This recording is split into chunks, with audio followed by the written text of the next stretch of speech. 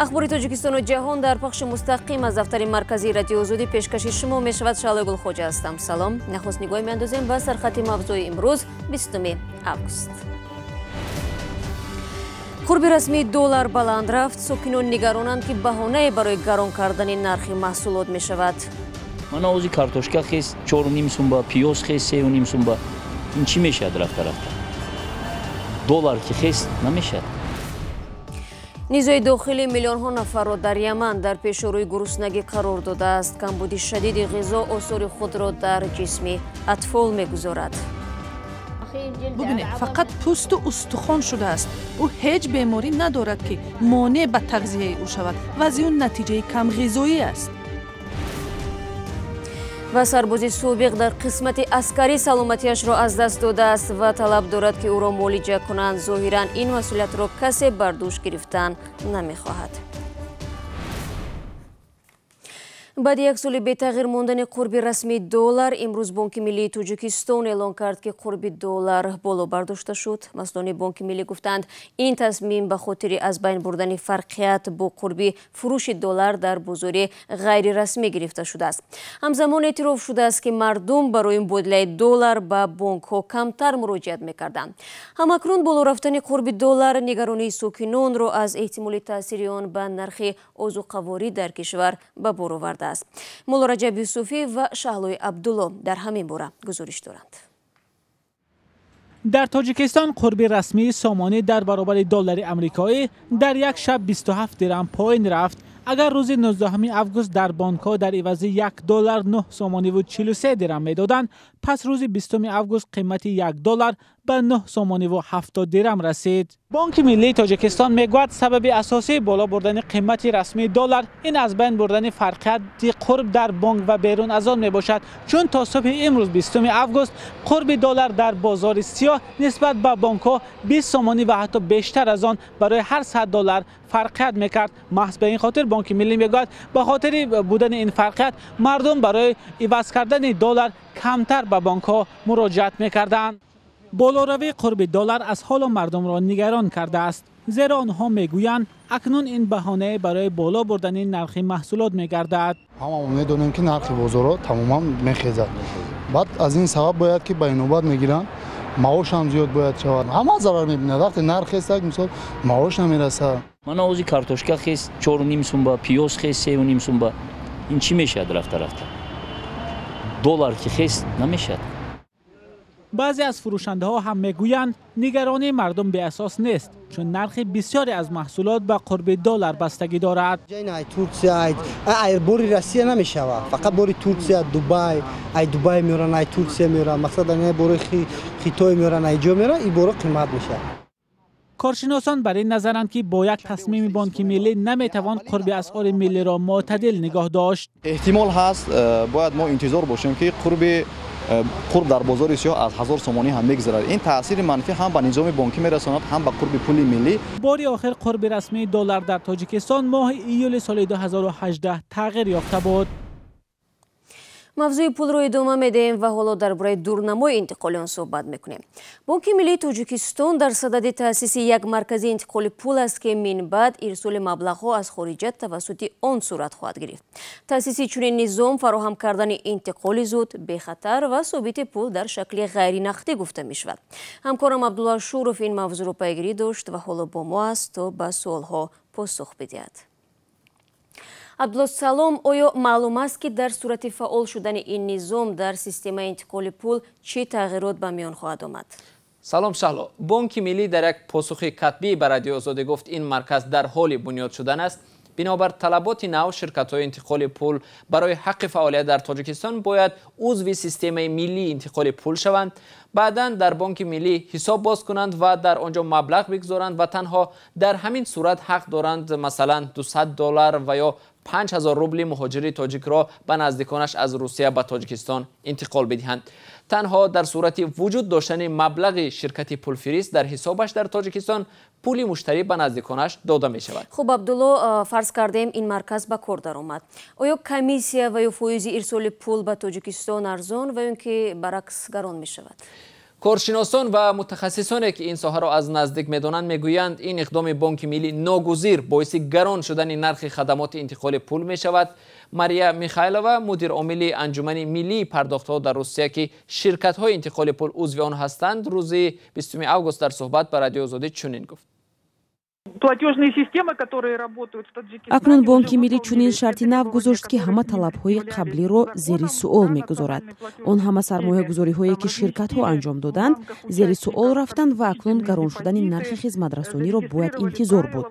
ширкатҳои интиқоли пул акнун ба муштариён кафолат дода наметавонанд ки пули онҳо сари вақт ва дар ҳаҷми муайяншуда пардохт мешавад. дар ин сурат оё муштариён бо чунин системаҳо пул мефиристанд ва ё роҳи дигареро ҳам пеш мегиранд маълум нест. Темами денежных переводов или будут передавать деньги каким-то иным способом, это вопрос открытый. عبدالله ما سالهای 90 رو خیلی خوب در یاد داریم که نبودن چنین یک خدمات مردم را مجبور میکرد برای فرستادن پول از راههای گوناگون کار بگیرند. آیا همین وضعیت تکرار نمی شود؟ حالا پیش بینی کردن دشوار است شالا، اما همصحبتان ما که از وضع این بازار آگاهند میگویند وقتی همه گونه انتقال پول از یک مرکز بانک ملی میگذرد خوف زیاد می شود و در صورت از کار ماندن این مرکز انتقال پول به تمام کشور ناممکن میگردد. از سوی دیگر احتمالی با وجود آمدن تاخیر در انتقال پول با وجود می آید و همطور همصحبتان ما میگویند نرخ ارسال پول می افزاید. در این صورت احتمال بسیاری از مهاجران باز هم با اصولهای کهنه رو آورند، یعنی توسط دوستانشان به خانواده پول فرستند و یا در جیب خود بیارند. ضمناً این طلبی نخستین بانک ملی از شرکت‌های انتقال پول نیست. ماه اپریل سال گذشته بانک ملی تاجیکستان از شرکت‌های انتقال پول طلب کرد که در بانک‌های تاجیکستان حساب باز کنند و پول گذارند و تنها از همین حساب پول‌های انتقالی به مشتریان پرداخته می‌شوند.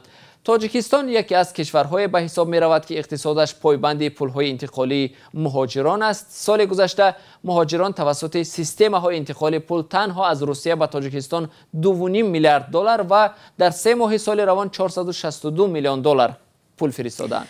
تشکر عبدالله برای صحبت و امیدواریم تعبیر مردمی گور سوزد و دیگ جوشد پیش نمی‌آید. رو می‌روم به موضوعهای دیگر. نیزا در یمن که 4 سال این جانب ادامه دارد این کشور خاورمیانه را با گرسنگی روبرو کرده است. هزارها طفل صحت و سلامت از کمبود شدید غذا اذیت می‌کشند و تلاش جامعه جهانی هم برای ختم نیزا در این کشور تا به حال یگان نتیجه چشمرسی نداشته است.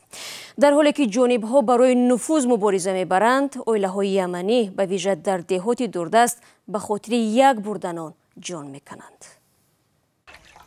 تا 4 سال پیش علی محمد مثل هزارها ساکن دهات کمبیزاعت کوهستان یمن از مرز عبور نموده در عربستان سعودی کار میکرد.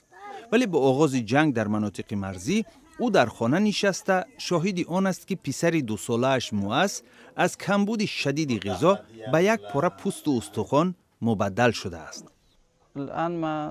مرکز از ما دور است و ما به وسایل نقلیه نیاز داریم. شرایط دشوار است. من امکان ندارم که وسایل نقلیه تامین کنم زیرا شغل نداشته در خانه نشستم.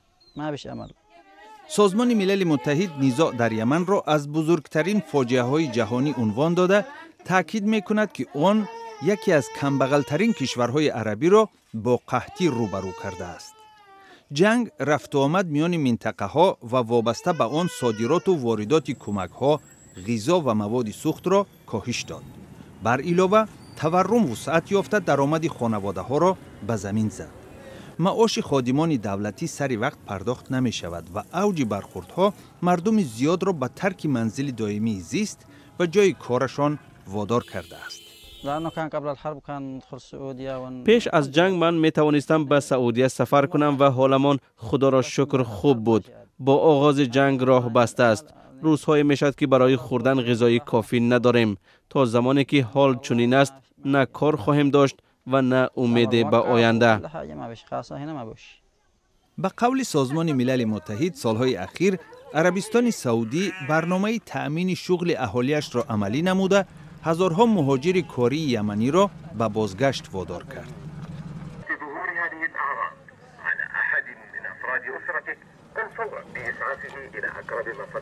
سازمان ملل می افزاید که تخمیناً 80% اهالی یمن به کمک بشری نیاز دارد. کمبود غذا و دسترسی به آب پاک باعث شده است که موسی 2 ساله همگی 5.5 کیلوگرم وزن دارد. با کمک کارمندان سازمان خیریه موس را به شفاخانه آوردند، ولی این مؤسسه هم شرایط زیادی برای بهبود وضع این طفل کم غذا را در اختیار ندارد. موس از کمبود غذا اذیت میکشد. ببینید فقط پوست و استخوان شده است. او هیچ بیماری ندارد که مانع به تغذیه او شود. وضع اون نتیجه کم غذایی است. با امید شفا و تغذیه چندین طفل دیگر از عائله‌های مهاجران داخلی در شفاخانه ولایت اسلم یمن جای داده شدند. سازمان ملل متحد تا هنوز وضع یمن را رسما قحطی اعلان نکرده است، ولی اصرار می‌ورزد که نزدیک 10 میلیون ساکن این کشور در مسافه 1 قدم از گرسنگی قرار دارند. سر از سال 2015 عربستان سعودی در رأس یک ائتلاف بین المللی بر ضد جنبش حوثی‌ها قیام کرده است. آخر سال 2014 این گروه شیعه مذهب همپیمان ایران شهر صنعا را اشغال نموده، حکومت پرزیدنت عبدالربو منصور هادی را به ترک پایتخت کشور مجبور کرد. برمیگردیم به تاجیکستان. یک سرباز سابق قشون‌های داخلی وزارت کارهای داخلی تاجیکستان ادعا دارد که مهتر سالاری در عسکری او را معیوب کرد. هرچند به گفته این جوان او آرزوهای زیاد داشت، همگی 2 ماه خدمت زندگیش را برباد داد. حالا باباجان رحیمов میخواهد که او را تبابت کنند، ولی وزارت کارهای داخلی میگوید کسی این سرباز سابق را نزده است. گزارش محمودجان رحمتزاده را طاهری سفر تقدیم میکند. پدر مادر مردگی بیا بچه ایم وقتی پایسکان میوان پایسکا گشتن رفتیم گرفتم بردم. باباجان رحیمов میگوید در ارتش تاجیکستان به این احوال گرفتار شد. یا مشکلم دمیزد اما ای کار مونده بعد یا دستوابوری به حرکت شدیم ولی میزنن اون خیلی ولی میشیم با اون بیا برای دیگه 3-4 ماه نگاه میکنن دیگه گفتن که نمیشه دیگه نگاه نکردن. این جوان 20 ساله از واسه به رادیو آزادی گفت بعد از یک مشتی سرباز بیمار شد ولی به جای شکایت نکرد. اول نگفتن که گفتم توابر مونک نکردن مون. بعد اخیران با وزارت کارهای داخلی نویسوندم. باباجان رحیمов در قسم نظامی 3502 متعلق به وزارت کارهای داخلی خدمت کرده است.